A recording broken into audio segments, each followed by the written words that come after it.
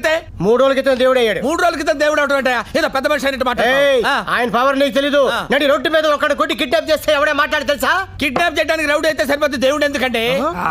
ఆగండి. ఇప్పుడు నీకు ఎక్స్పీరియన్స్ అయింది కాబట్టి నేను దేవుడు అని తెలుసు. అయ్యా ఆడికి తెలుసు పసిపెట్టా. నేను చెప్తాను కదా. ఓకే. మీరేం బంగారం, నీకు ఇప్పుడు చాలా సింపుల్ విషయం చెప్తానమాట. అది వినగానే డింగమని జ్ఞానబలి పెరిగిపోద్ది నీకు. ఆ తర్వాత నిన్ను ఎవడ ఆపలేండి నాన్న. నువ్వు ఇంకోటి ఫిక్స్ చేసి తీసుకొచ్చి చెప్తా. Oh sure. ఇదేంటి? చెయ్యి. ఇదేంటి? చెయ్యి.